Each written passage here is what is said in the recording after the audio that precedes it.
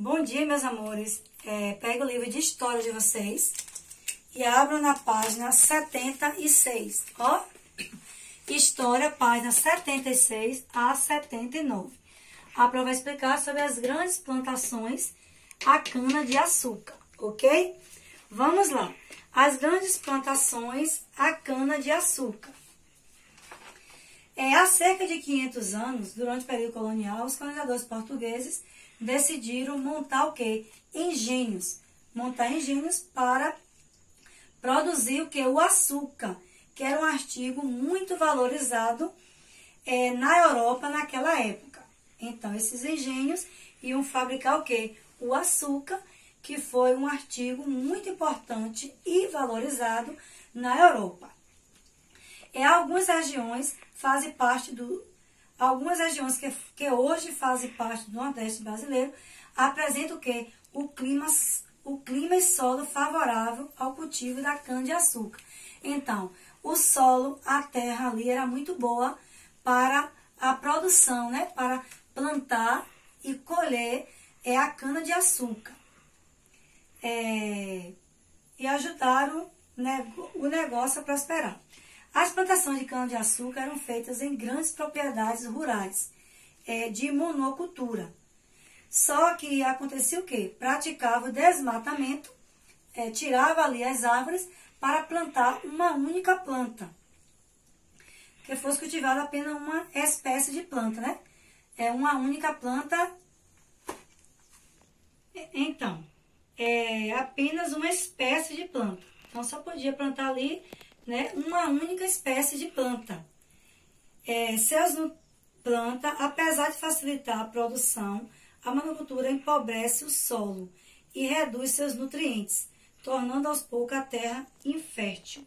Então, através aí, né, dessa monocultura, acontecia o quê? O desmatamento, porque só poderia plantar uma única espécie de planta.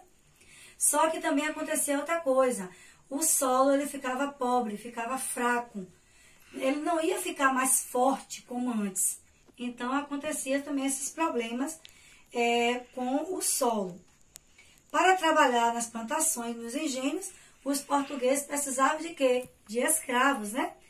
Então, os portugueses escravizavam populações africanas, que eram enviadas ao continente americano por meio de um intenso tráfico de pessoas. A venda do açúcar na Europa e o comércio de pessoas escravizadas deram muito lucro. Então, a venda do açúcar e o comércio dos africanos escravizados deram muito lucro a Portugal e aos comerciantes. Na década de 1570, cerca de 60 engenhos foram construídos no território brasileiro.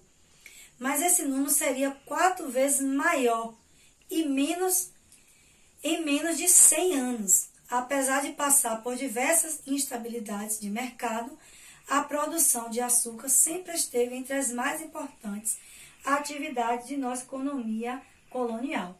Como eu falei antes, o açúcar foi o produto mais importante no período colonial. Aqui tem uma pergunta. Eu vou logo ler para vocês responderem depois. Por que o governo português resolveu cultivar cana-de-açúcar no Brasil?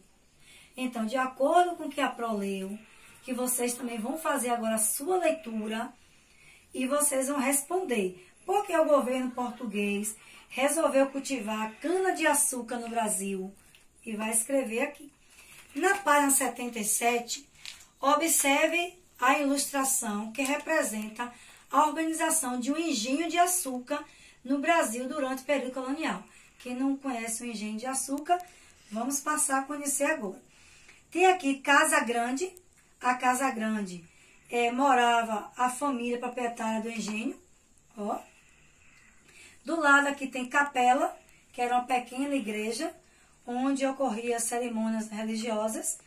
Tem aqui a moenda, que era feito o quê? O equipamento para moer a cana. Ó, a setinha está indicando. Senzala, construção simples, que abrigava os africanos escravizados. eles ficavam na senzala.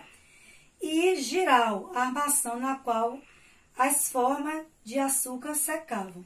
As formas, desculpa. Então, aqui, ó, era a armação na qual as formas de açúcar secavam. Colocava o açúcar aqui nesse giral, ia secar, né, para virar o açúcar. Vamos passar para a página agora 78. Bom, meus amores, eu volto já já explicando aqui o assunto na página 78, ok?